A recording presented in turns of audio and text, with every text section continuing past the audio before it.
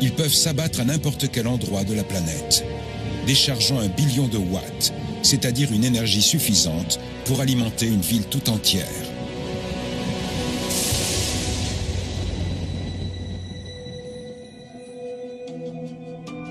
La Lightning Alley, l'allée de la foudre, traverse le centre de la Floride.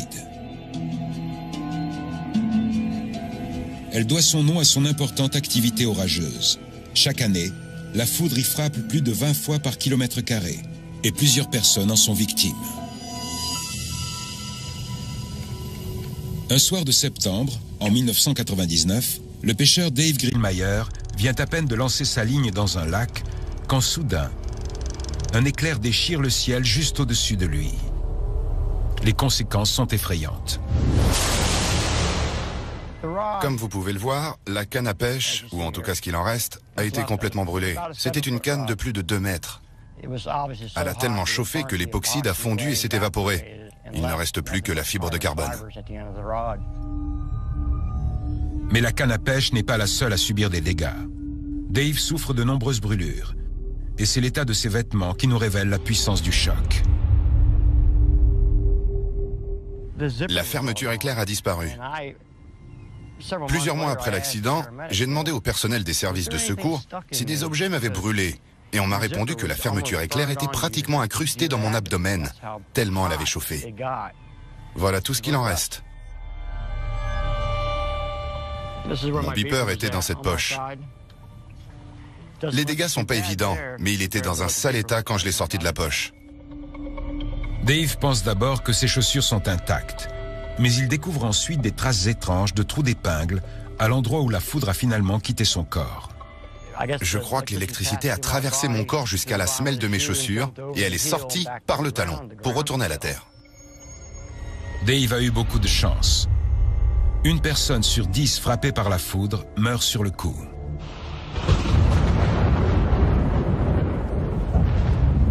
En Amérique du Nord, la foudre fait plus de victimes que les tornades ou les ouragans.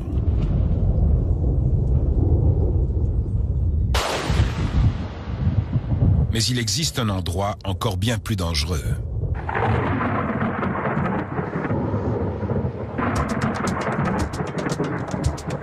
Il se trouve au cœur de l'Afrique équatoriale. La foudre frappe davantage ici que n'importe où ailleurs sur Terre. Le professeur Earl Williams, de l'Institut de technologie de Massachusetts, est un grand spécialiste de la foudre.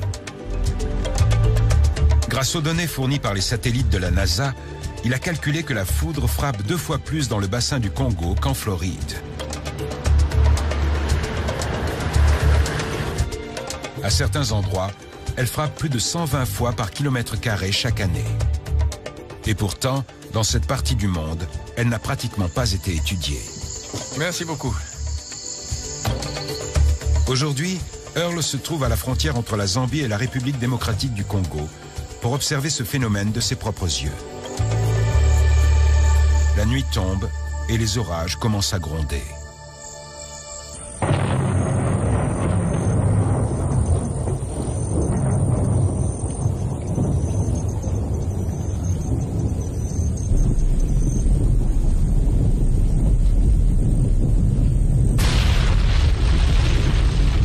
Il a été largement prouvé que c'est ici qu'on observe la plus importante activité électrique de la planète. C'est palpitant de me trouver enfin sur les lieux et d'observer par moi-même ce taux très élevé d'éclairs. L'œil est incapable de détecter certains éclairs.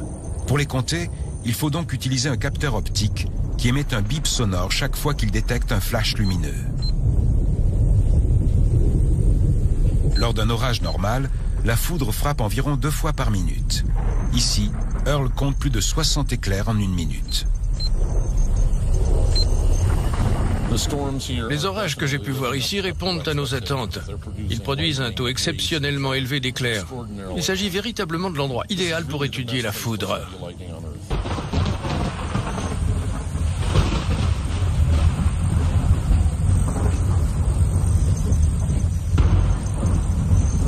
Les conditions sont réunies pour produire des orages de grande envergure.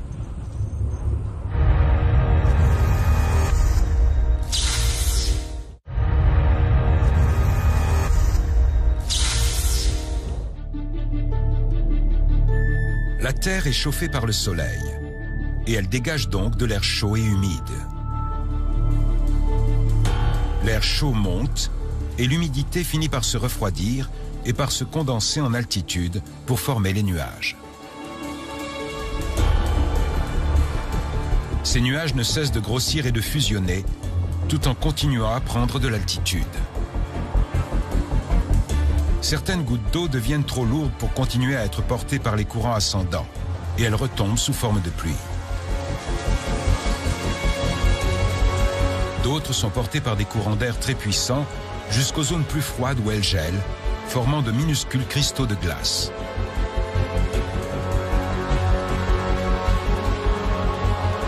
Une fois que le nuage atteint la stratosphère, il se dilate sur les côtés, prenant ainsi la forme d'enclumes caractéristiques des nuages orageux. Ce sont ces nuages qu'étudie le professeur Earl Williams de l'Institut de technologie du Massachusetts. Les nuages qui génèrent la foudre sont les plus massifs de toute l'atmosphère. Un énorme cumulonimbus en formation est aussi large que profond et il forme une gigantesque enclume qui se dilate horizontalement en fonction des courants ascendants. Certains cristaux de glace grossissent et forment de petits grêlons. Les scientifiques pensent que lorsque ces grêlons chutent, ils croisent les minuscules cristaux en ascension et des milliers de petites collisions ont lieu. Ces collisions génèrent une charge électrique qui est stockée à l'intérieur du nuage, comme une pile. Ces nuages sont comme des piles, mais avec une tension beaucoup plus grande qu'une pile de lampe de poche. Au lieu d'1,5 volt, leur tension est de 100 millions de volts. Ce que les scientifiques ignorent encore, c'est comment ces charges électriques créent les éclairs. Il reste un grand mystère météorologique. Comment les collisions de particules de glace peuvent-elles donner naissance à la foudre? Ce problème reste encore très obscur. L'observation de la foudre est très délicate, car chaque éclair dure à peine une fraction de seconde. La solution la plus efficace est d'utiliser une caméra pour immobiliser l'image.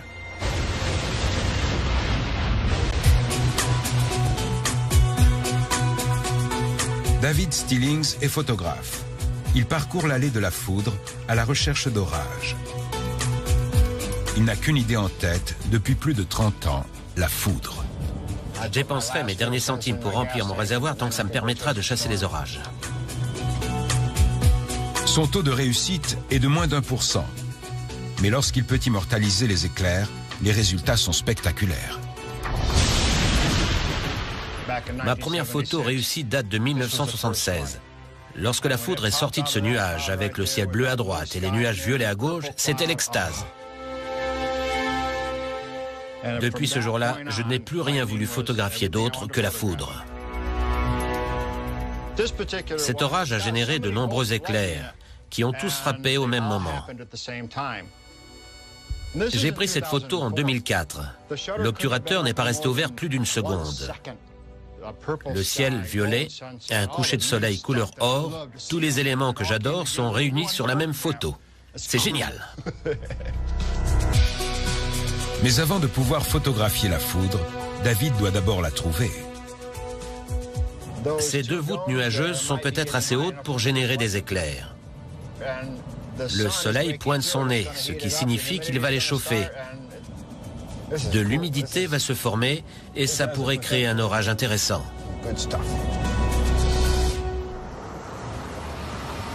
David a repéré un orage qui devrait générer des éclairs. Il s'agit maintenant de diriger l'appareil photo dans la bonne direction.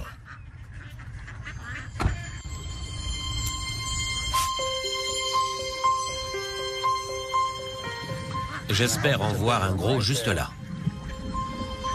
Dans cette région, un orage produit en général plusieurs éclairs par minute. Mais il est impossible de prévoir où la foudre va frapper. Mince! Me voilà mal placé encore une fois! C'est pas possible! Recommence, s'il te plaît. Écoutez un peu ces grondements de tonnerre. Vous entendez? En voilà un autre. Regardez. C'est une activité dangereuse. Je dois... Non, c'est pas vrai. La foudre peut s'abattre sur n'importe quoi et n'importe qui dans un rayon de 40 km autour du nuage.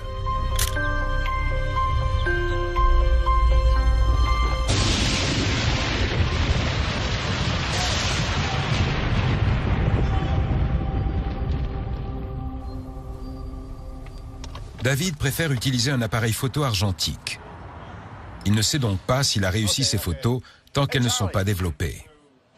Dites-moi qu'il y a quelque chose sur la pellicule. Rien du tout, une pellicule après l'autre. Oh, il y a un éclair.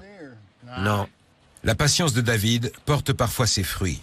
Il parvient à saisir l'image de ces phénomènes furtifs. Regardez! En voilà une très réussie. Ah, j'y crois pas. Elle est vraiment belle. En résumé, je suis accro à la foudre. Mais avouez qu'il y a pire comme drogue. Regardez. Une photographie d'un éclair immobile peut être une véritable œuvre d'art.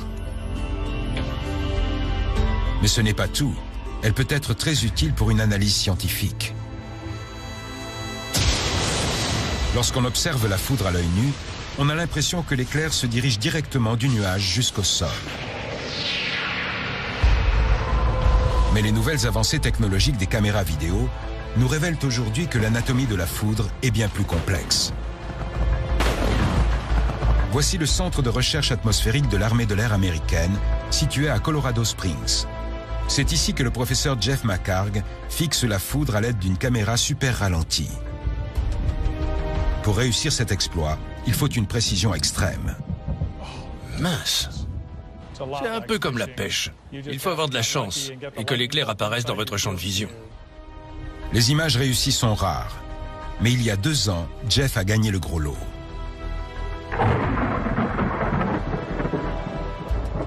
Je regardais les éclairs se rapprocher et je n'ai pas arrêté l'enregistrement.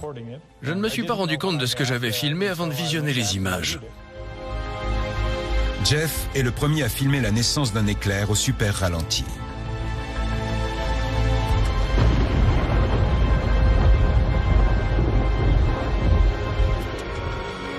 Lorsqu'on visionne les images, on s'aperçoit qu'un éclair de lumière sort d'un nuage et descend en zigzagant par segments de 45 mètres. La première étape de la foudre est appelée traceur par bond. On voit nettement le traceur qui tente de gagner la Terre en un mouvement de va-et-vient. On aperçoit la piste qu'il emprunte, toujours avec ce mouvement de va-et-vient. Alors que ce traceur par bond se rapproche de la Terre, il a un effet extraordinaire sur les objets situés au sol.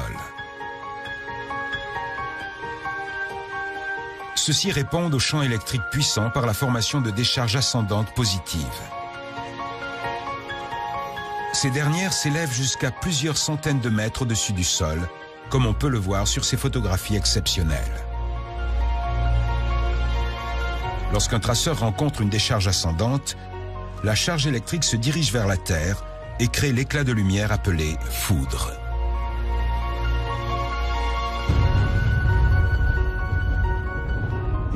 Votre champ de vision tout entier s'éclaire. C'est ce que l'œil perçoit de ce phénomène.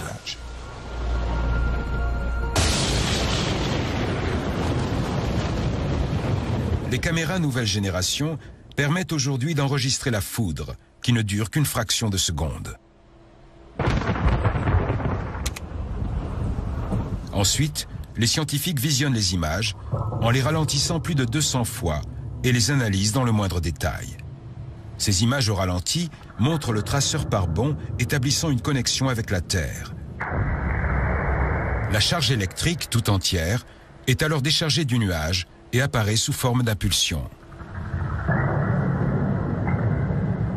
Les scientifiques commencent à peine à découvrir ce qui se cache derrière le mystère de la foudre.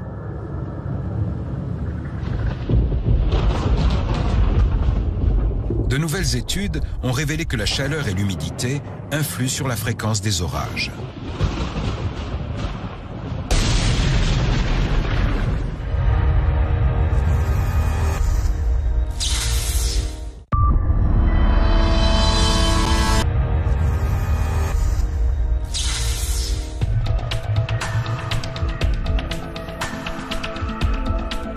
La ville de Tampa, en Floride, est la capitale de la foudre aux États-Unis. Elle y frappe plus souvent qu'à n'importe quel autre endroit du pays. Scott Steiger, de l'Université d'État de New York, pense que la ville attire la foudre car c'est un îlot de chaleur urbain. Un îlot de chaleur urbain signifie que les zones urbaines contiennent de nombreuses surfaces imperméables, recouvertes d'asphalte ou de béton, qui absorbent les radiations du soleil et renvoient de l'énergie qui réchauffe l'air ambiant. La ville peut atteindre 15 degrés de plus que les zones rurales qui l'entourent. L'air chaud monte et crée un puissant courant de convection ascendant au-dessus de la ville. Un îlot de chaleur urbain peut générer davantage d'orages, car une zone de convergence se développe au-dessus de la ville qui fait monter l'air chaud et crée par là même de nombreux orages. La formation d'orages signifie que la foudre est inévitable. Les villes qui ont un climat chaud et humide, comme Tampa en Floride ou Houston au Texas, sont plus susceptibles de produire des orages et donc de la foudre, ce qui constitue un risque pour les habitants. Des études scientifiques ont récemment découvert que la foudre ne se contente pas de descendre des nuages. Elle monte aussi parfois vers le ciel.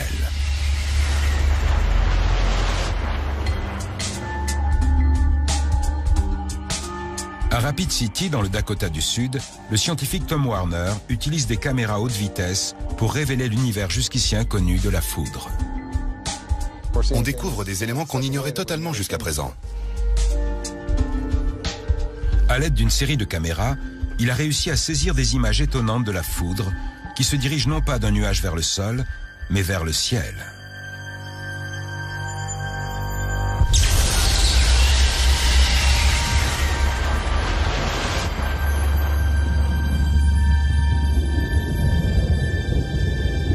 Cette forme extraordinaire que revêt la foudre était connue depuis les années 30, mais ces images confirment enfin son existence.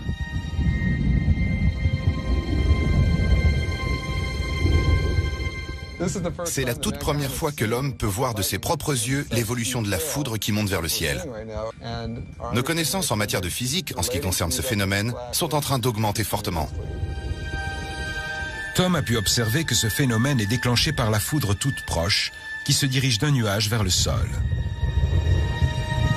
Sur ces images, on peut voir la foudre produire un vif éclat de lumière. En moins d'une seconde, elle entraîne la formation de 2 traceurs ascendants sur 2 pylônes de radio. La raison de ce phénomène reste un mystère. Mais Tom a une théorie. La foudre génère une charge électrique massive autour du sommet d'une structure située en hauteur. Et cette charge s'élève pour rejoindre un nuage.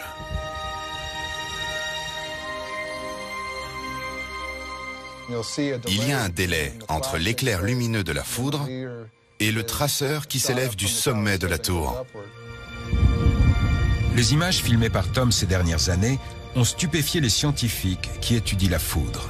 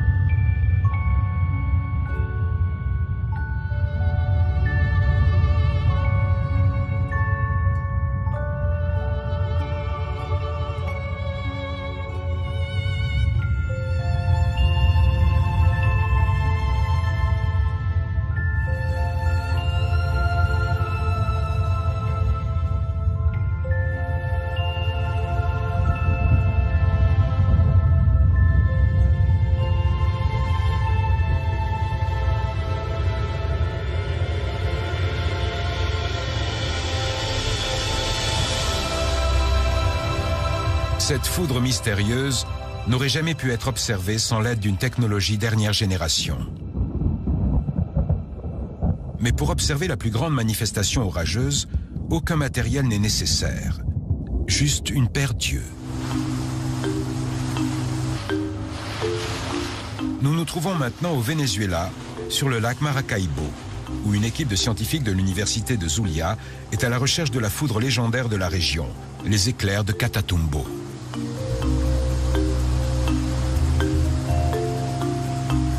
Les conditions météorologiques peu communes de la région créent un type de foudre absolument unique. Des bulles de méthane, résultant de la décomposition de la végétation, remontent à la surface des marais et des rivières. Et les champs pétrolifères du lac Maracaibo produisent également du méthane, effet secondaire de l'extraction du pétrole.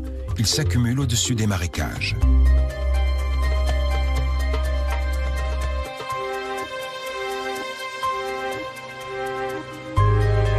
La nuit tombe et les scientifiques espèrent l'arrivée d'un orage pour pouvoir observer les incroyables effets de ce gaz.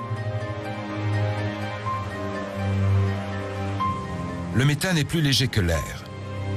Il s'élève donc jusqu'aux nuages et nourrit l'orage, qui produit des éclairs plus aveuglants et plus colorés.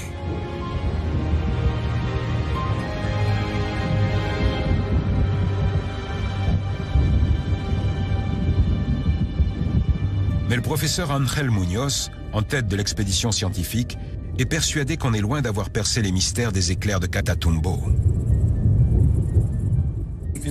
Au cours des 10 dernières années, on a découvert que le nombre de décharges électriques et d'éclairs a doublé. Ce phénomène est probablement lié au réchauffement climatique, mais il faut qu'on fasse davantage d'études pour s'en assurer.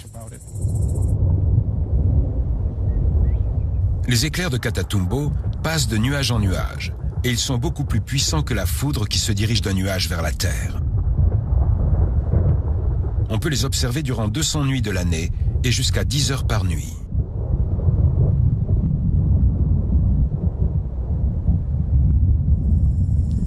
L'éclair de Catatumbo est un phénomène fantastique. Il est unique et magnifique. Il est dans nos cœurs, dans notre hymne national et sur notre drapeau. Voilà ce qu'il représente pour les Vénézuéliens. Cette manifestation orageuse est si imposante qu'elle est visible jusqu'à 160 km au large des terres. Pendant des siècles, les marins l'ont utilisée pour naviguer. Elle était surnommée le phare de Maracaibo. Un orage peut être spectaculaire observé d'une certaine distance, mais observé de près, la foudre peut devenir mortelle.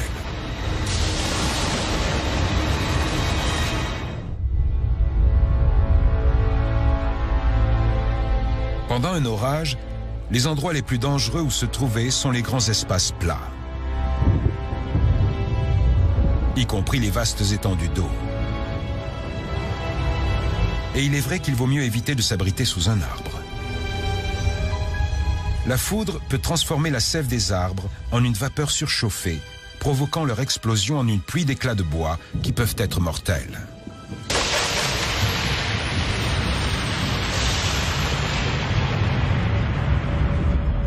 La foudre peut aussi parcourir les lignes téléphoniques.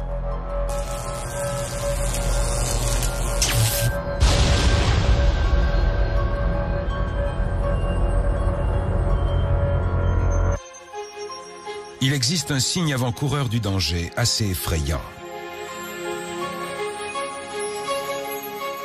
Si vos cheveux se mettent à se dresser sur votre tête, cela signifie que vous êtes devenu une charge positive. Et si vous ne réagissez pas, vous allez rencontrer le traceur négatif au-dessus de vous et être foudroyé. Si vos cheveux se dressent sur votre tête, la seule chose à faire est de rapidement vous accroupir, jambes repliées contre vous.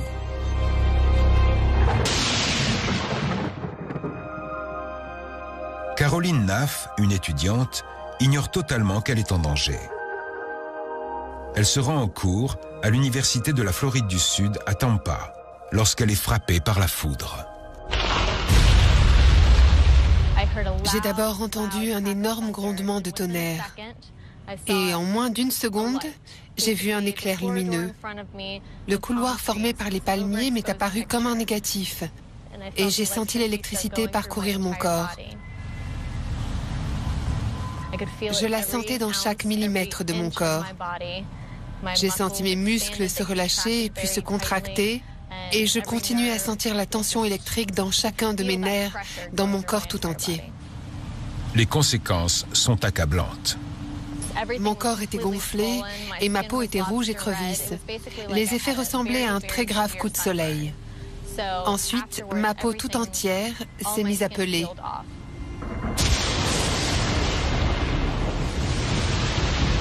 Un éclair contient jusqu'à 200 000 ampères.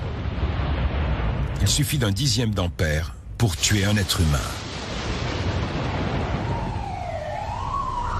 Comment certaines victimes de la foudre peuvent-elles donc survivre et raconter ce qui leur est arrivé?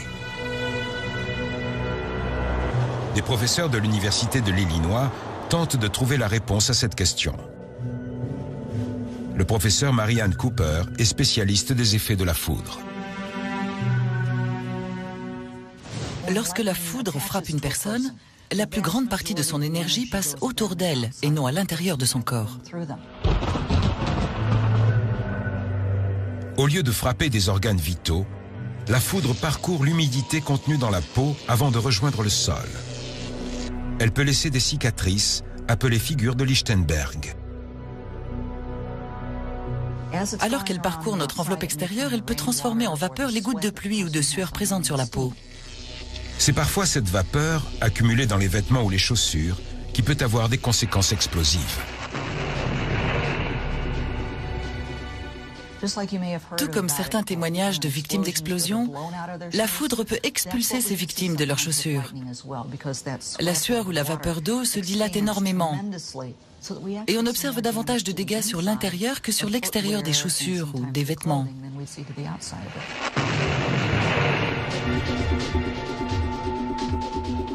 La foudre peut entraîner un arrêt cardiaque, mais ce sont des cas exceptionnels.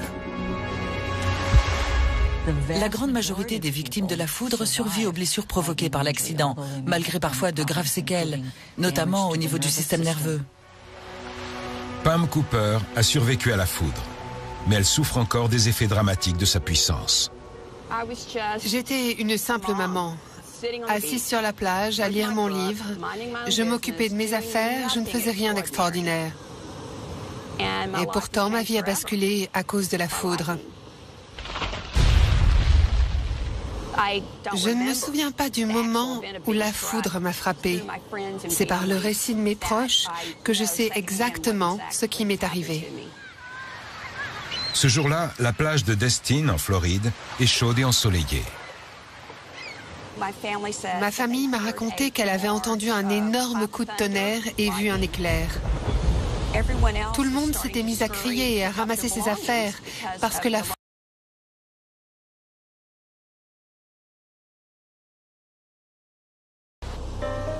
Être frappé par la foudre ressemble à un ordinateur qui tombe en panne. Vu de l'extérieur, il ne paraît pas y avoir de problème. Mais à l'intérieur, c'est la pagaille dans tous mes circuits. L'histoire de Pam peut arriver à n'importe qui. Il est donc primordial de savoir comment se protéger de la foudre.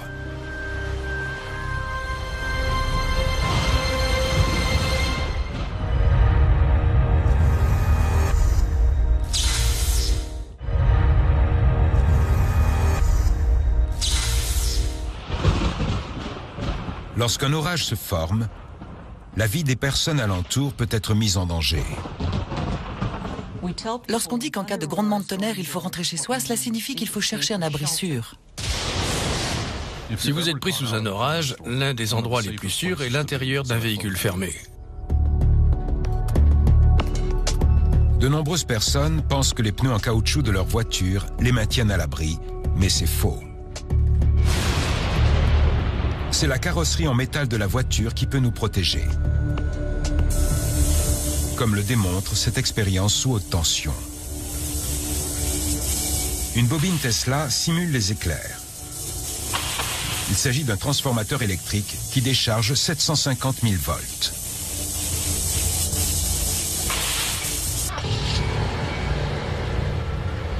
Le professeur Lisa Lazarek est une ingénieure électricienne prête à s'installer au volant d'une voiture sous la bobine pour prouver qu'elle est protégée par son châssis en métal.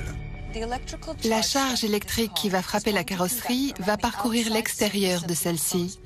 Je devrais être en sécurité tant que je ne touche pas le métal.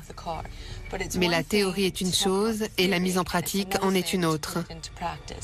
Je crois que je suis prête.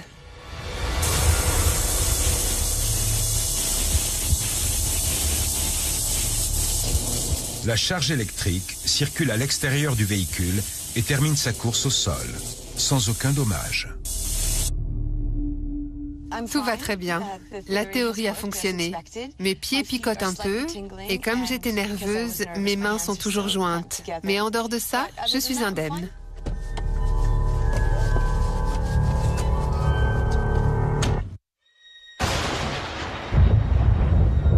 Cette expérience vient conforter l'une des règles de la physique. Une charge électrique telle que la foudre circulera toujours sur la surface extérieure d'un corps fermé en métal. C'est pour cette raison que les passagers d'un avion frappé par la foudre ne risquent rien. Ces images extrêmement rares montrent un avion s'approchant de l'aéroport de Sydney, soudain frappé par la foudre.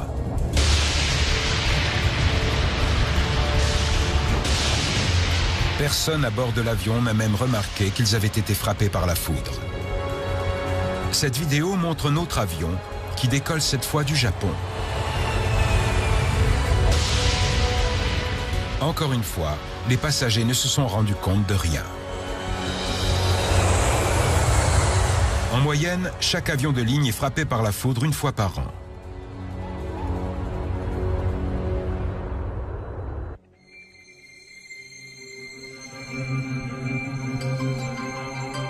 Après le fait d'être frappé directement par la foudre, la plus grande menace pour les êtres humains est le déclenchement d'un incendie.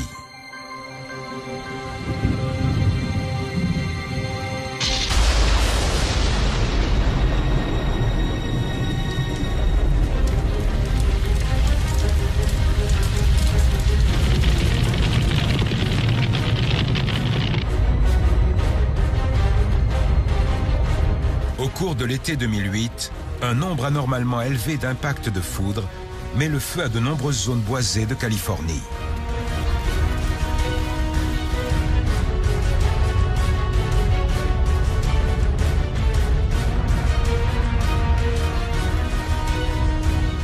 Un orage à lui seul provoque plus de 5000 impacts de foudre, déclenchant plus d'1 millier d'incendies.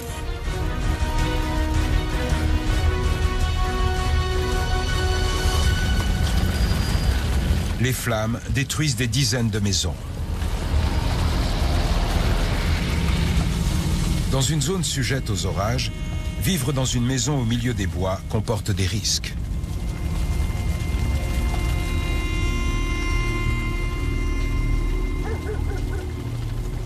Malgré les destructions matérielles et les forêts dévastées, les incendies provoqués par la foudre peuvent avoir des effets positifs sur la nature. Cette dernière a évolué en créant un moyen de coexister en harmonie avec ces incendies.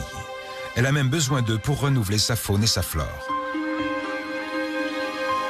En Australie, ce genre d'incendie n'est pas rare. Jeffrey Lee est garde forestier. Sa mission consiste à surveiller la forêt. Pour lui, les incendies sont les bienvenus, car ils permettent de nettoyer les sols pour laisser la place à des plantes comestibles appelées bush tucker. Ça permet à l'herbe, aux arbres et aux feuilles de se renouveler. C'est bon pour la végétation, tout est vert. Les plantes comestibles repoussent, comme les prunes vertes, les prunes noires et les patates douces. De nombreuses espèces végétales ont évolué pour être capables de coloniser les zones dénudées par le feu. Et certaines graines ont même besoin du feu pour germer. La foudre participe également à la production d'engrais, vital pour les plantes.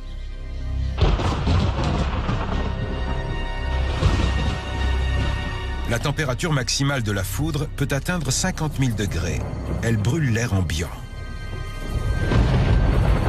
Avec la chaleur, se produit une réaction entre l'azote et l'oxygène, créant des nitrates. ceux-ci retombent sur le sol sous forme de pluie et fournissent aux plantes des nutriments. Les scientifiques ont également découvert que la foudre joue peut-être un rôle important en altitude dans l'atmosphère. Lorsque ces drôles d'images ont été prises au-dessus de notre planète, elles ont complètement surpris les scientifiques. Elles montrent de gigantesques éclairs lumineux qui s'élèvent au-dessus des orages. Ils sont appelés farfadets et ils ont été photographiés pour la première fois en 1989. Depuis, de nombreux projets scientifiques se sont mis à la poursuite de ce phénomène mystérieux.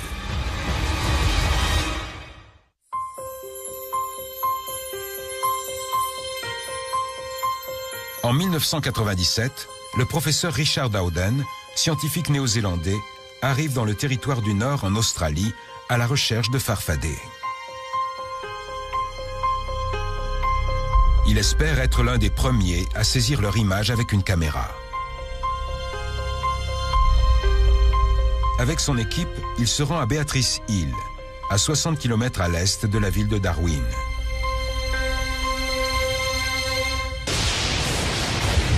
C'est dans cette région que l'on rencontre certains des plus gros orages de la planète.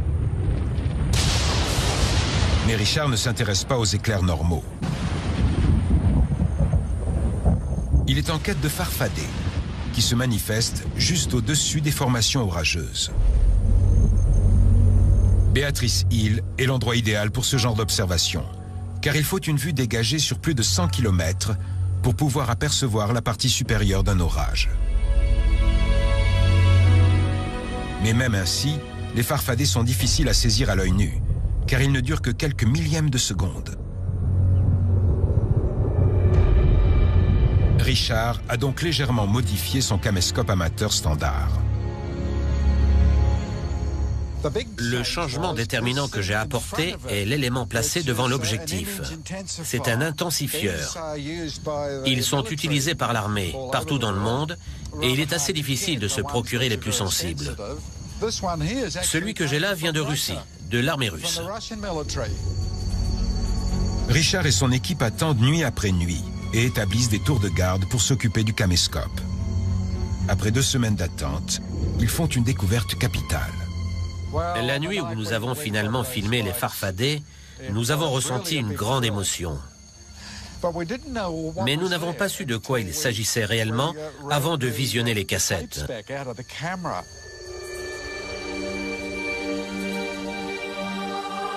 Les images révèlent ces farfadets scintillants qui traversent l'atmosphère à plus d'un dixième de la vitesse de la lumière.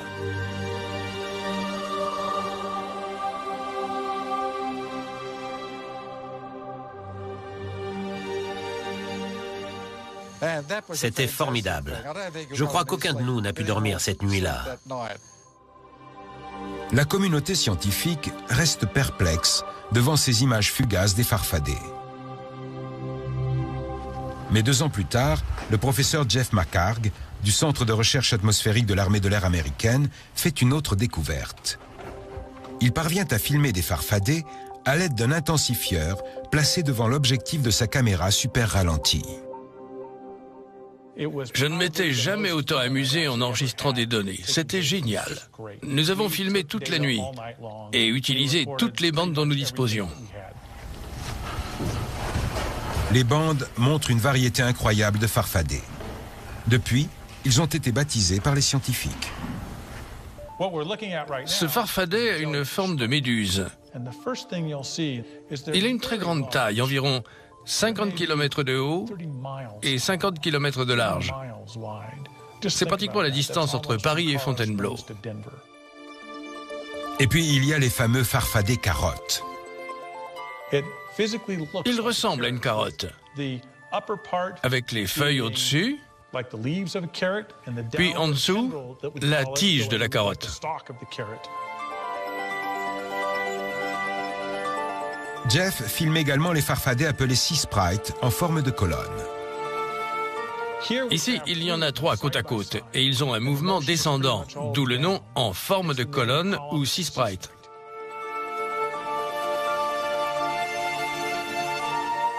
Partout sur la planète, 10 farfadets peuvent jaillir des nuages à chaque minute.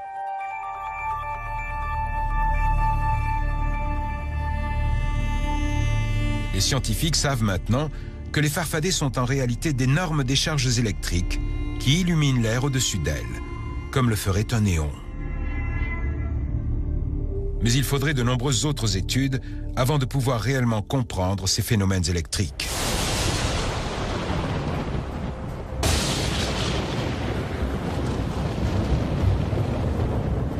Bien que les recherches scientifiques sur la foudre aient débuté il y a plus de 2 siècles, les scientifiques ont encore du mal à déterminer ce qui guide son itinéraire ou pourquoi elle frappe à un endroit plutôt qu'à un autre.